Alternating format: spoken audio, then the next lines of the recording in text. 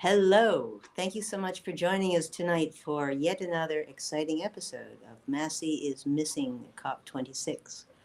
My name is Dianne Saxe. I am an environmental lawyer and the deputy leader of the Green Party of Ontario, and I'm a senior fellow of Massey College, running this year's climate action programming with Ambassador Rosemary McCarney. I want to Thank you. I want to start with an acknowledgement that even though we're not physically at Massey College, we are hosted by Massey College, and Massey College is built on Indigenous land. The Huron-Wendat, the Seneca, and most recently the Mississaugas of the Credit River. Massey College acknowledges their stewardship of the land and grateful for the opportunity to do our work here. I hope you're all aware we have a webpage for Massey is Missing. We've had 7 excellent events so far. Most of them are available on YouTube. We'll have another one on March the 8th involving conversations between junior fellows at Massey and curators at the Royal Ontario Museum over what can be learnt from some cherished artifacts in the museum's collection about climate and environmental change and how to prepare for what's coming. And then in April, we're going to have a wonderful concert on from climatemusic.org, including a conversation with the composer. But tonight, I'm really looking forward to a conversation about Black voices in climate action and what we can learn, how climate policies would be better with a stronger equity lens and more Black voices at the table. We have 3 great guests, 2 of them in person. First of all, we've got visiting scholar at Massey College, Professor Cheryl Teelucksingh. She's a professor in the Sociology Department, a member of the Yeates School of Graduate Studies at Ryerson University. Her numerous publications and funded research projects over the last 20 years have focused on examining the relationship between environmental justice in Canada and concerns for social equality, especially in the urban context. Dr. Teelucksingh's current research explores how proponents and activists of environmental justice can strategically implement smart city initiatives in Black spaces in Canadian cities. Our second guest, also here tonight, I think, is Sharmarke Dubow. Sharmarke, I hope I'm pronouncing that correctly. Yes. Okay, thank you. A Somali-Canadian politician and human rights advocate. He was a refugee for over 20 years, and on October 20th, 2018, he cast his first vote ever in an election and was elected in the same election as a city councillor in Victoria, BC, and he's just walked out of the council meeting after casting a key vote to join us today. He was the first Black city councillor to be elected in Victoria in 152 years. He has a BA in Business Technology from the University of Cape Breton and a background working in refugee issues, youth engagement, community development, and governance. And Councillor Dubow is also on the board of the Climate Caucus, a wonderful organization that I volunteer with, of elected representatives, councillors and mayors from municipalities across the country that's doing fabulous work in helping municipalities take climate action from coast to coast to coast. And later on in the evening, we'll have a short recorded statement by Annamie Paul, the new federal leader of the Green Party, who was hoping to join us tonight but wasn't able to in the end. So we're going to start with Professor Teelucksingh. Cheryl, please give us 3 minutes of your thoughts about Black voices in climate action, if you would. Yes, thanks, Dianne.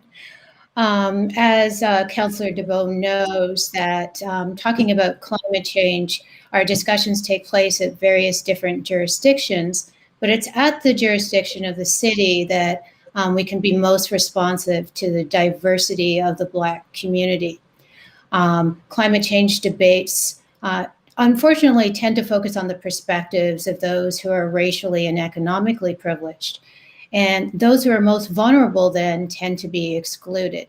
This lack of exclusion presents 2 barriers. First of all, the assumption that The Black folks don't care about climate issues. What is interesting, though, there's recently was a study out of Yale University, and it found that the Black community, in comparison to whites, actually cared more about climate change. Here in Canada, there is a long history of Black communities and Black people doing everyday practices that are economically sustainable, but still they do not see themselves as environmentalists, and they feel that their needs are not reflected in the environmental movement.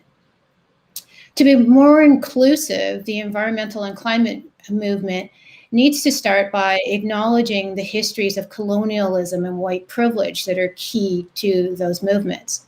As a second barrier, by ignoring inclusion, climate debates tend to emphasize technological solutions alone. But if we are to pair technological solutions with equity issues, then we would be moving forward in a significant way. But instead, what has been happening due to the shortfall of the voices of Black and BIPOC communities is that climate justice is not feasible because there isn't racial justice. To ignore racism is to see the climate crisis as being race neutral. And the failure then to include Black communities, it becomes a barrier to cities being able to reach their carbon emissions reduction targets. For example, in Toronto, where I'm living, Toronto is seen to be a leader in terms of green building. So a lot of LEED buildings. But these are all being put into new building constructions. And this new green technology then is not benefiting lower income or racialized communities. So the issue then is, how do we shift to make Black communities a part of the climate action solutions? And I'll suggest that if Black voices were more prominent in the climate debate, the solutions would be more grassroots oriented and would perhaps look at the interplay between climate change, livelihood, and poverty.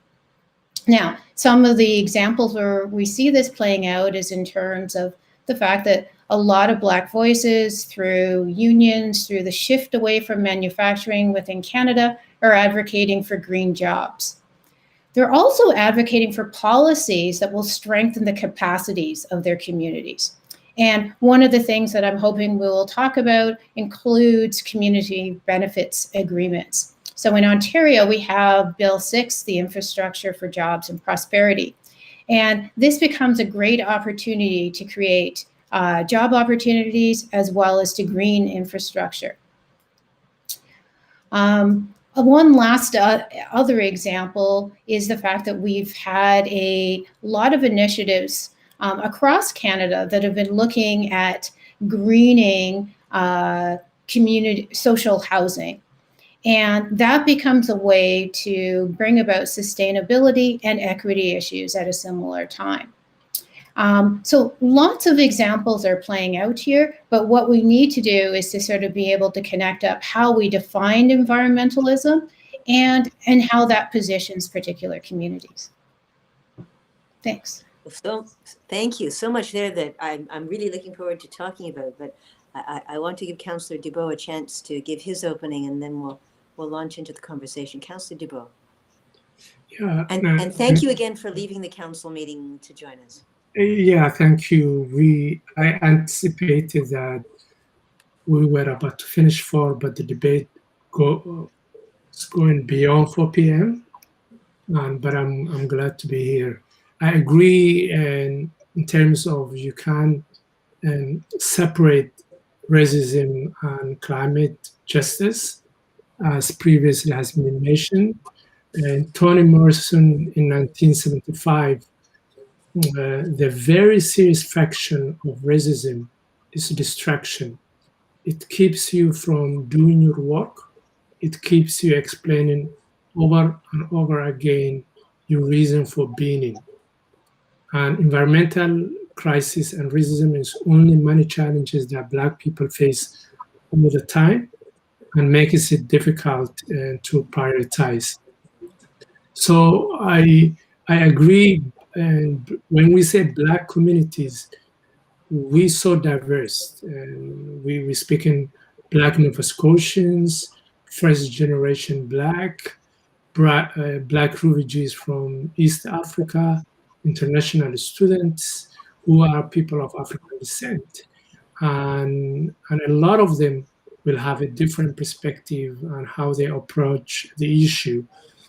And however, Black leaders and Black communities have been organizing climate crisis, and there has been a lot of, and we were talking about generations of organizing.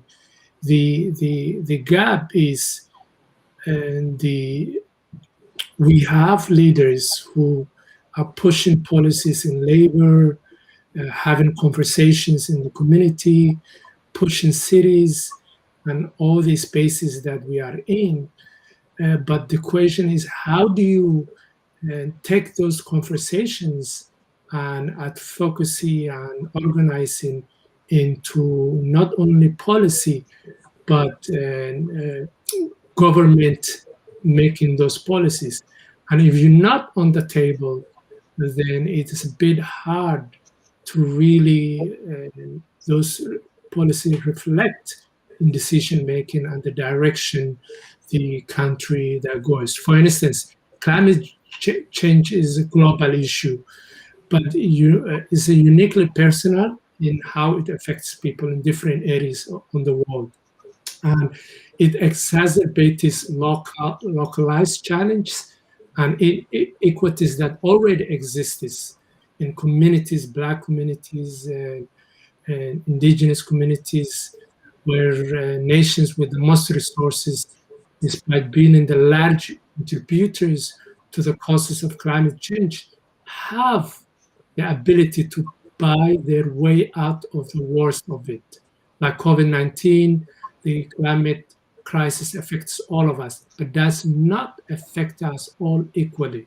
So the central challenge here, the injustice, is that folks already living in poverty, we don't have the same opportunity to buy our way out of the crisis. Will impact first and the hardest. That's true when we're talking about countries that is developing nations that are experiencing extreme weather conditions, food shortage, insecurity already, and despite not causing most of the problems. So this is resulting in ever increasing climate gap, and people of color are disproportionately affected. Experts have long predicted that climate change will disproportionately impact low-income communities, leaving the Black communities and other communities of color who are the forefront lines, as we've seen during Hurricane Katrina. The same could be said in Canada. So at the end of the day, it really have impact on those who are the most vulnerable.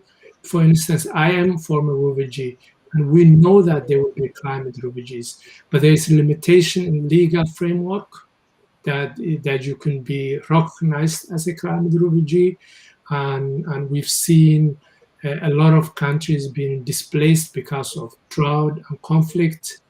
And the challenge is, how do we highlight those people who have been organizing for decades and years and about the climate justice? But is how we share our story is really important about climate justice. Yes, thank you. I mean, I'm hoping that it will not be news to any of the audience today that the most vulnerable suffer the most. This is something that's been documented many times, and I gather we see it again this week in Texas, where the electrical grid has failed in so many ways, and people in poorly weatherized houses lost heat the quickest and are suffering the most in terms of the adverse health effects. What's really challenging well, there's many things that are challenging, but what I was hoping we could really focus on today, acknowledging that poor and racialized communities around the world suffer the most from the climate crisis, is what are the opportunities for win-win solutions? In what ways can we use the climate crisis and the urgent need to get off fossil fuels to trigger changes that will also help reduce racial inequality? That's my goal. But the threshold question is it even possible? Is it even a good idea to try to do both at once? There are some voices who say it's a zero-sum game, that we can work on climate and put off dealing with equity, or we can deal with equity and put off dealing with climate, but that we can't do both at the same time. What do you think? Do you think trying to address them together will simply stall out any kind of progress, or will it actually allow us to do things we couldn't do otherwise? Councillor Dubow, do you want to go first? Okay, thank you. I think we have to address them together because they're really interconnected. And as a city leader, this has been one of my biggest frustration.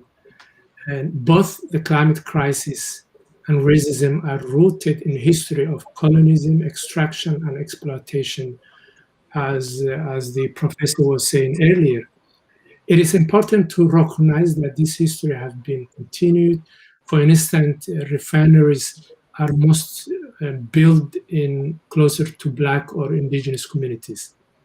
Canada still have numerous mining interests overseas in African countries, such as Eritrea, which is in East Africa. So these economic activities have impacted on the environment and health of Black communities across the world and displacement.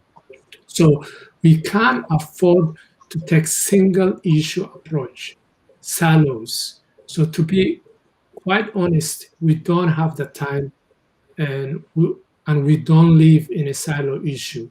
With the climate crisis, there is an opportunity to make big policy changes that create better living conditions and also address other inequities and need intersectional approach. We don't work on both. If we don't work on both, we will succeed at neither. Ayana Johnson said that. For instance, I think one quick win could be transit. And that's one thing I am really passionate, because for equity and justice are tied together. So for instance, we put a lot of money and a lot of funding in the infrastructure in transit, then it not only serve us to cut our footprint, but also service the most marginalized. So we need to work together and build a much stronger community and build social support and infrastructures that help to mitigate the immediate challenges facing vulnerable community members, while also transitioning to a greener, lower carbon future. As I said, in the social services like free public transit. When I co-authored that in the region, in Greater Victoria, people thought, how are we going to pay for this? But now we have a free transit for youth. Sometimes we have to imagine and push our other leaders so that they could reimagine with us. Would shift away from relying on cars, because for too long we've been fed a narrative that centers the individual, which glorifies consuming as much as possible we can afford. But this is not sustainable. And as we learn from Indigenous communities, it is not a value that resonates with a lot of culture. There is a philosophy in Africa, we say Ubuntu, I am because you are, which speaks to the interconnectivity of human being. So I think it's important to enhance that energy and really put priority, because at the end of the day, the budget is the moral. Our budget, city budget, provincial or federal, should be the moral document and prioritize how not only to cut our carbon footprint, but also how to advance inequities that exist these years. We Right. certainly have that in Toronto. The council passes all kinds of things, grand resolutions, and then doesn't put money to them. Professor Teelucksingh, what's your thought? Can we do both and make progress, or will we end up being a mile wide and an inch deep and getting nowhere? Right. I definitely support what Councillor Dubow was talking about. And inherently, if we think about environmental issues and equity issues and the exploitation of the environment and the exploitation of people, that comes out of the exact same processes of globalization and capitalism. So they're not actually sort of separate issues, but as was said, very interrelated. So moving forward on both of them can allow for the types of change that we would like in an integrated sense. So I tend to support what was said. You know, I worry, I've had people say to me a couple of times that in order to deal with our climate pollution, we have to solve colonialism and capitalism. And I turn to the IPCC reports, the Intergovernmental Panel on Climate Change, and the tremendous urgency that we're under, how we must slash our carbon emissions in half this decade. How can we do that if we must also at the same time solve colonialism and capitalism? Well, can I jump in here? Please. Okay, I would say that if we're looking for particular climate solutions, then we should be looking to those who could actually handle the cost of paying for carbon taxes a little bit more. We can look at corporations who have, through globalization, have been able to move from locations where they're creating harm to yet another location. And continue what they're doing. So there are particular players that have a bigger piece of the pie who we could be turning our attention to and making them a little bit more accountable. So I'm not suggesting a complete overhaul of the economic system. It's just about looking at where the gaps are in terms of the income inequality, and to make those players who are creating and who are responsible for the ecological problem to carry the burden in terms of bringing about some of the change. Well, that sounds like a great idea to me. I've written a few articles about why we should be suing the carbon majors. But anyway, that's for another day. The particular thing I wanted to focus on as much as possible tonight is if Black voices, I mean, recognizing that there have been Black people working on these issues for a long time, and thank you for reminding us that how much many Black people care about climate issues. But if Black voices were more prominent in the conversation about climate policy, how would the solutions be different? What do you think, Professor Teelucksingh? Well, I think they would be taking a more sort of integrated and holistic approach to environmentalism, right? So the sort of things that the councillor was highlighting in terms of not simply looking at the environment very narrowly framed, say, for example, in terms of wilderness issues or simply in terms of switching over to environmental goods that may be costly. There would be an opportunity to consider everything, like, for example, food security or housing issues. I know of a lot of really great initiatives in the city that are coming out of the Black community or out of other racialized communities that are focusing on urban agriculture, on improving the quality of housing, at making landlords more accountable to the quality of the housing that they're providing, and to making sure that they're energy efficient. So it's a kind of an integrated approach. So in terms of the specific policies that you think would be most effective in simultaneously reducing climate pollution and inequity, so what would be your top three? And Councillor Dubow, you're next. Okay, hopefully I won't target some of the ones that you're planning on talking about, Councillor. I mentioned green jobs because labor market issues and the underemployment of the Black community is primary. So they're are interested in jobs, but they're interested in decent jobs. And a lot of them are entrepreneurs and are very keen on creating green enterprises. So I think there's a place there for governments, municipal governments in particular, to sort of support those sort of initiatives. I've done work looking at community benefits agreements as being a great mechanism to take the prosperity that's happening in urban contexts and to make sure that grassroots players are pushing for the change that they want in their communities. And this will allow then for Black communities to get green infrastructure. Another really sort of interesting example, and that before I hand it off to the councillor, is that there's a neighborhood in Toronto called the Black Creek community, and they've been dealing with all sorts of problems with flooding. Flooding is beginning to increase because of changes in the weather patterns, which is a direct outcome of climate change.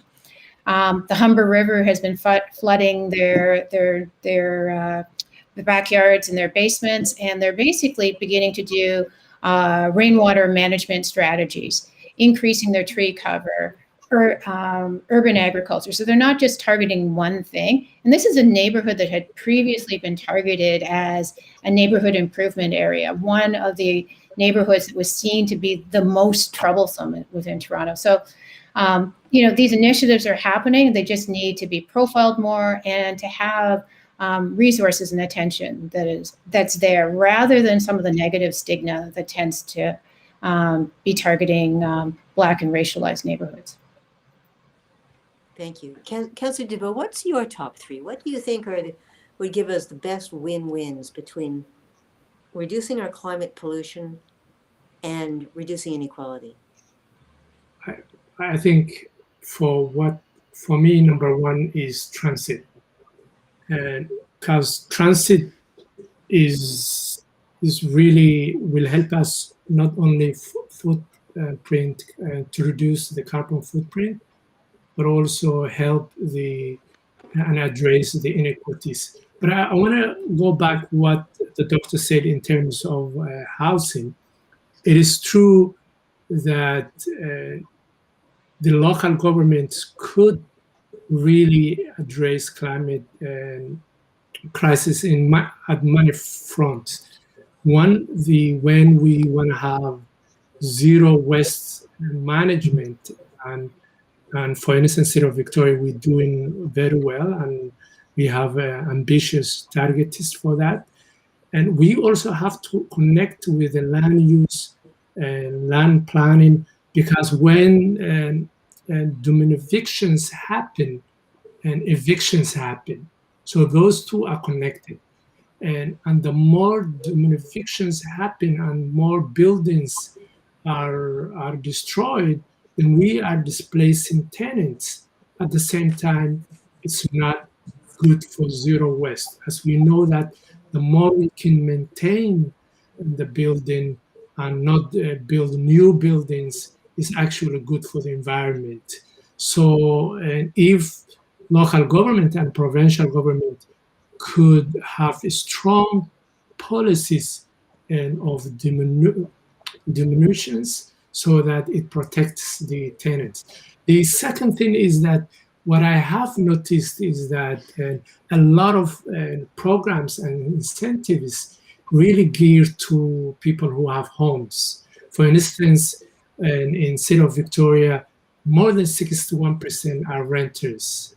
And it's true, we do need programs and government incentives that are shaped for low-income families. We can't assume that people are living in single-family homes with a car or two. That just isn't the reality for most families. So we need programs that benefit renters, regular transit users.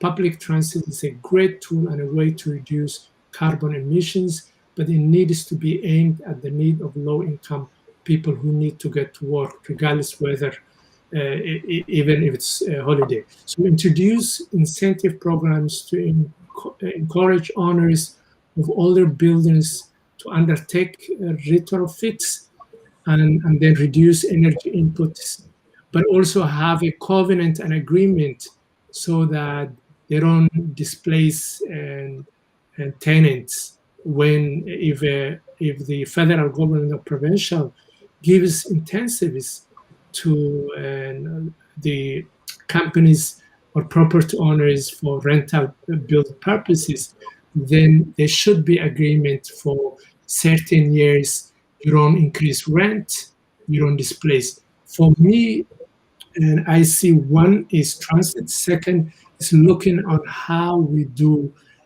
development, and is the development equitable? Does it benefit the community? Does it displace?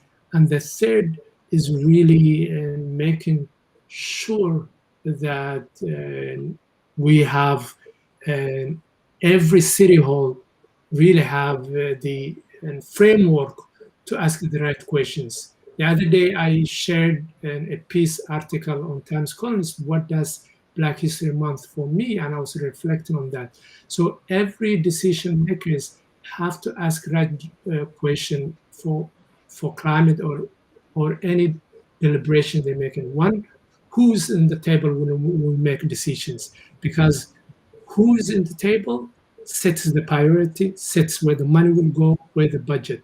And when we develop in policy, practice procedures, have we ever developed a policy issue without the input and the buy-in of the community? If so, why is that? And what are the barriers? And more importantly, who has benefited of all the incentives, policies, budgets, and all the things that governments put it forward, and who has been left out? So to me, having a framework at all decision making will help us really get where we are, not only reduce carbon footprint, but also address inequalities. Yes, Councillor, I've always heard that if you're not at the table, you're on the menu. We've got just a couple more minutes for our conversation, and then we're going to hear the video from Annamie, Paul, and then we're going to be taking questions from the audience. But one thing that I wanted to at least touch on, I know that racial inequity and financial inequity are not the same, but they do often overlap. And one of the big problems that we've seen in the development of climate incentives is how to make sure that they work for low-income families and businesses. Low carbon goods often have a high upfront capital cost matched with a lower operating cost, and it's been hard for lower income families to access that, even when there are incentives. What policies do you think would more fairly and effectively give low-income families access to low-carbon goods? Whichever one of you would like to start. Well, I think you're kind of getting at the fact that there needs to be sort of incentives, and I think that's what the councillor also sort of talked about. So if there is an incentive to do something that is going to be a low carbon option, if transit, as the councillor was talking about, is a good example. People are less likely to take public transit if they have to take,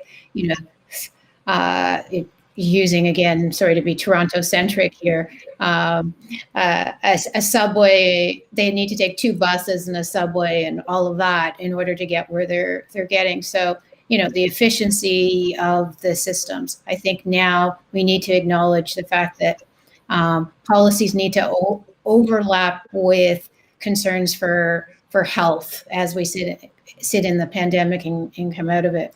So it's how the policies are being packaged. Are they oriented to recognizing things like where people live relative to where they work? So it's the complexity of how the policies are being oriented. And I think that lower income and racialized communities are keen to see that the big players are actually bearing the burden to a certain extent, right? And including the people who are in a better position to help with climate change. Because it's an issue that, as I said, the Black communities, it matters to them. But they want that to matter along with livelihood concerns, along with health issues. Councillor? I couldn't agree more with the doctor. And again, I'm a big supporter of transit. It's also when you invest in infrastructure like the garage and all the infrastructure, you also hire in a lot of people. So it really adds to the economic. It's not only helps the people who are struggling, but it also boosts the economic.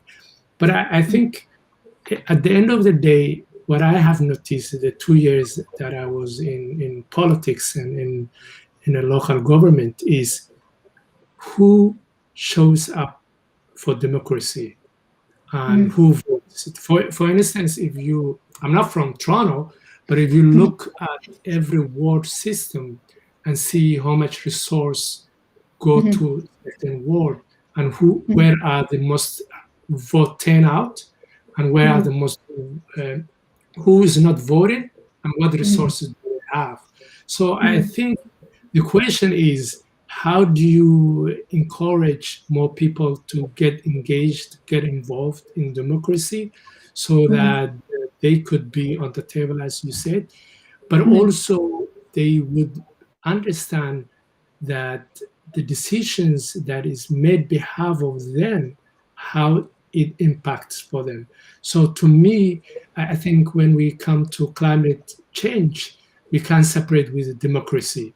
So I think for me, election and climate is really intertwined together, because at the end of the day, and as sad as it is, most of I'm elected official, but at the end of the day is who votes and where are the most vote and where the resources go.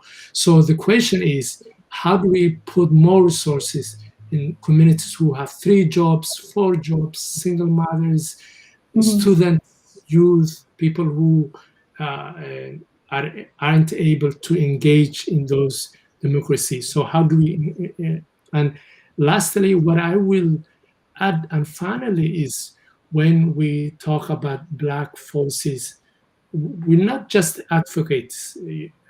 We have been fighting for this for a long time.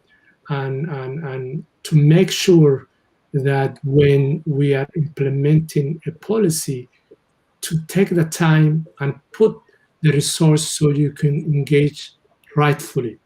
Because if you don't put resources, you're not going to engage rightfully. So we need to really put the resources and the time and have the patience, because the community know what's best for them.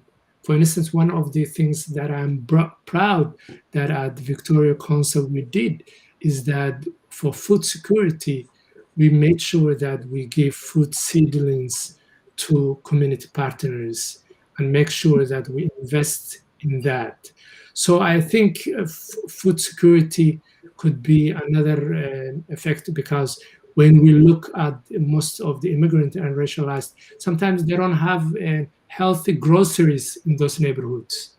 Right. So how do we ensure that we have those things, and how do we ensure that we support gardening and food security? So to finalize, there's no way you can separate climate justice without inequities. At the end of the Well, day, it's thank who you. are we serving? Yeah, sorry, Cass, I want to push on because I want to make sure we get some time for questions from the audience. I would encourage you, we're going to listen now to Annamie Paul's video message, which echoes some of the things that Councillor Dubow and Professor Teelucksingh have already said. And in the meantime, please put your questions in the chat so we'll have some time to answer them afterwards. So Matt, let's hear from Annamie. Hello, everyone. My name is Annamie Paul, and I am the leader of the Green Party of Canada. It is a pleasure to be with you, albeit virtually today, and thank you so much for the invitation. I come to you from the traditional territories of the Mississauga of the Credit, the Anishinaabe, the Haudenosaunee, and the Huron-Wendat, which I say always with a great deal of gratitude, and particularly so during this Black History Month, because we share many things in common. And I want to wish everyone a very happy Black History Month. I hope that you're enjoying it, that you are learning more about Black history in this country, or in the case of those of us who are part of that history, that we're also learning something new. I'm hoping that we're taking the lessons that we've learned from the past and trying to construct a better future. With respect to the questions today, which are just so interesting, I first wanted to start off the top with something that I have said very often, and which you may have heard very often, which is that there is no climate justice without social justice. And that is something that is particularly the case when one considers the Black community, the Black diaspora in this country, a community that has been disproportionately affected by a warming climate, disproportionately affected by environmental racism, disproportionately affected by the zoonotic viruses like coronavirus that have been unleashed by our environmental degradation and that have directly and disproportionately impacted our community. All of those things are reminders, that Black people, the Black community, the Black diaspora has a stake in fighting the climate crisis, and that our leadership is necessary, our leadership is important, and that we have a lot to contribute. And with respect to having a lot to contribute, the leadership is already there. While it may not be as visible or obvious as some other leadership, particularly the higher up we go in the climate movement, those who are working day in and day out within their communities on the climate, that leadership within Black communities is Black leadership. And it's important to acknowledge that leadership for the leadership that it is and the leadership that exists. And to make space for that leadership, particularly as we enter the next phase in our fight to have a green recovery, in our fight to ensure that we bend the curve once and for all on greenhouse gas emissions, making sure that the Black leadership that exists is in the room, helping to make the policy decisions is extremely important. In order to ensure that there is that space, we need to ensure that we are moving ever forward towards greater racial justice and social justice. Because if we are seeking to create more climate advocates, more voices supporting and putting pressure on governments here and around the world for climate action, then we need to ensure that the basic needs of those people are met. And we know that the Black community in Canada still suffers from systemic racism, still has a disproportionate negative impact when we look at quality of life indicators, whether life expectancy, education outcomes, employment outcomes, housing outcomes. Our community continues to struggle in many respects in order to obtain the same quality of life as many other people in Canada. And those distractions, those unnecessary distractions, make climate advocacy more difficult. And so ensuring that those needs are met so that the bandwidth exists for the leadership that exists to step forward is going to be an extremely important part of the process. And so we have to, as we think about this, we have to ensure that we understand that the leadership is there, that this is not a question of creating leadership where it does not exist, but it is much more about creating the conditions that will allow that leadership to step forward, particularly at the highest levels, and that will allow that leadership to continue to grow the movement within the Black community by ensuring that there is greater equality, that there is greater racial and social justice. I am hopeful that I can be a part of that. I believe that being in this role allows that leadership to step forward. We know how important it is to have visible symbols of the kind of leadership that you want to see. There is that very famous expression, you can't be what you don't see. And so seeing me in this role, I believe, is going to help to inspire those leaders to imagine themselves in these policy roles, in these political roles, where they can also have a true impact. And I'm very proud to be a part of that. And so I wish you a very, very thoughtful, productive, fruitful discussion. I'm very grateful to be a part of it. I'm very grateful to be doing my part to grow Black leadership and Black voices within the climate movement. And I'm very grateful to be doing the same with respect to racial and social justice as well. And with that, I say thank you and best of luck. And again, a very, very happy Black History Month. Thank you.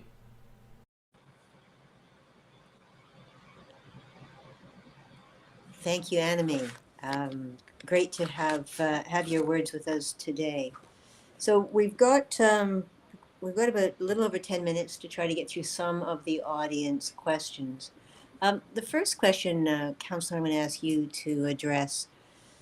Given we're still having firsts, right? You were the first Black councillor elected in Victoria. I believe that Annamie Paul is the first Black, and certainly the first Black woman to lead a national party in Canada. Do you see a change happening, or how much progress are we making in terms of including Black voices at the table on climate and environmental issues?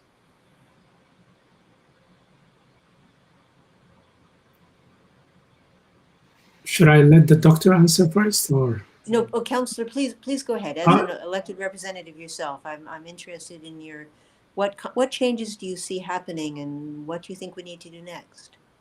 I think we need to elect more Black members of the Black community. Like, for instance, in BC, British Columbia, I believe there is less than 5 in all levels of government. And that's not right. I think we need to support and political parties. First of all, I'm grateful to see a Black woman leading a federal political party.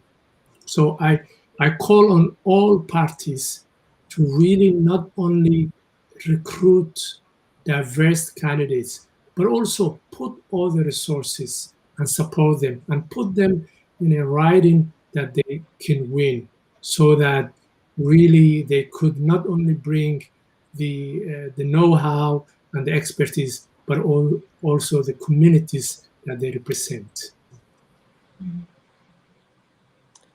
Thank you.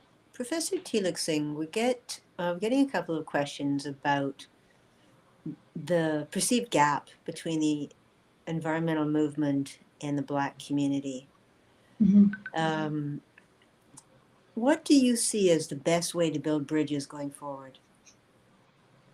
Well, I think if, going to where the Black community is, there has been a lot of sort of expectations that Black communities, as well as other racialized communities will show up at environmental events.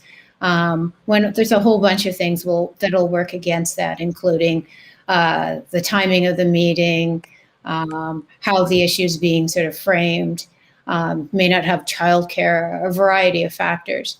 But going to the Black community, partnering with the Black community in projects that matter to them, rather than sort of swinging it towards something that would be serving another broader objective. So that would help to sort of draw in a greater range of interests, and would see that there is a place within the environmental movement for them to contribute. Thank you. Principal DeRosier asks us if we can explore a little bit more. What changes would you like to see to housing policy that you think would both reduce carbon footprint and inequality? Councillor? I think put stop in demolitions of buildings until we ensure people have safe housing. And I think we need more social housing and more co-op housing, but also we need the federal or provincial government to give local government a bit of a power, because the dynamic is local government don't have more legislative power to do certain things. So I think if we are given more power or what we can do, then I think we were able to protect renters and do other bold initiatives. But I just one thing I want to say is that we need to really invest in housing, because I think if people have roof over their head, then mental health and other issues will solve if people have holistic care. Okay. One of the questions, sorry, Professor Teelucksingh, did you have anything else you wanted to say about housing policy and how it could be improved in ways that address both the climate and racial inequality? Well, I think as the councillor mentioned earlier, so many of the energy policies tend to focus on homeowners. And if you think about it, what tends to happen is a lot of renters don't have, first of all, any control over their energy issues, whether or not it's in terms of heating or cooling. And so recognizing that there's a need for people to feel like they have greater agency over contributing to the quality of their housing and their abilities to make environmental decisions, right? Like even just turning down their thermostat is not something that quite a few people have control over. Affordable housing that was mentioned is a big one, but to make it green, to take all of this great technology that's happening in terms of how to do great engineering and green roofs and integrate that into the quality of housing that's going into more affordable housing stock. Yeah, just to add, I think we need to pursue better integration of land use planning and transportation planning so that we can apply strong climate action. Mm-hmm. Yes, for sure. I actually reported to the legislature on that. I'm completely with you on that one. We have a question from Jim O'Reilly about ways to encourage more Black farmers. Professor Teelucksingh, any ideas? How to encourage more Black farmers? Right. Well, I know you focus more on urban areas, but maybe even urban agriculture within the Black community. Do you have any ideas there? There has been a fair amount of uptake in terms of urban agriculture. Interestingly enough, as both a way to address food security issues, communities that are mindful of environmental practices, as well as to produce food that is culturally meaningful, so that people can eat the diets in an affordable way that that speaks to their cultural backgrounds. There's a lot of competition within urban spaces, though, to access community garden plots. There are there's queues, there's lineups. I know that a lot of efforts to do urban renewal within neighborhoods have tried to include space for it, but it's often in really awkward locations or tiny little plots that a lot of people can't do.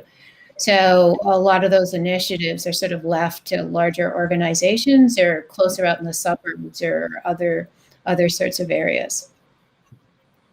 Yes, we need to find ways to make more green infrastructure in the center city. That's certainly a challenge. The principals also asked us about foreign policy. What would you see to be one or two top things that Canada could do in its foreign policy to address both climate and racial equity? Any thoughts? Either of you? Well, the councillor, I don't know if you want to return to your discussion about climate refugees that you introduced, which I thought was fascinating. Thank you. I think two things. Thank you, Doctor. One is that the anti-refugee, anti-immigrant sentiments that is increasing, that we're seeing that. I think we need to tackle that, and also we need, with the Canada already took a leadership when it comes to refugee resettlement, but also we need to increase our development and engagement. But Vancouver I believe, is the capital city for mining companies. So how do we hold and bring accountable Canadian companies who are displacing local communities elsewhere? To me, that is important. But more important is that how do we make sure those who seek safe haven when they come to Canada have all the right support so that they can integrate and become Canadians. So we have to look our immigration system and how to really make sure that we don't turn no one behind, but also to invest more on the work we're doing overseas, such as working with the UNHCR and going back to our peacekeeping, because if there is no conflict, then you're not going to have refugees. If there is no mining companies displacing, then you won't have displacement happening. All right. Thank you, Councillor. We're almost out of time. I'm going to ask you for a 1-minute response on this last question. It's wonderful having the two of you here today. What Black voices do you, other than your own, do you think that the environmental movement most needs to hear from? Well, I would draw attention to the fact that there is a new group, a coalition of predominantly Black academics and activists called the National Anti-Racial Racism Coalition. And what they are doing is looking specifically at Bill C-230, which is a private member's bill to address, to look for redress in terms of environmental racism. And that's being led by Dr. Ingrid Waldron, who is out at the University of Halifax, as well as the co-director, Nilo Charles, who's at the University of Waterloo. And I think that this is an important initiative that is bringing it to the level of the federal government in terms of recognizing and bringing together both environmental concerns as well as racism issues that are key to this community. Great. Thank you. Councillor, 30 seconds. Other voices you think we should hear? I think for me, there's a lot of leaders out there in the Black community, but I will also say to the mothers, that really live in low-income neighborhoods, who take their children to the school system. So I think there are a lot of mothers who organize in terms of how they would support each other. And I would, if it's me, I would lean on to all those infamous mothers who really pushing for change for their children and for their communities. Well, thank you both Black very much. women. I'm going to wrap up because we're right at 8 o'clock. Really appreciate both of you putting in all the time today and in all the preparation to make this conversation possible. This tonight's conversation will be available on the Massey YouTube channel. If you'd like to hear it again or share it with your friends, I see that the link has been posted in the chat. You can also find it on the Massey is Missing webpage. And please do join us. As I mentioned at the beginning, we've got 2 other really interesting conversations coming up.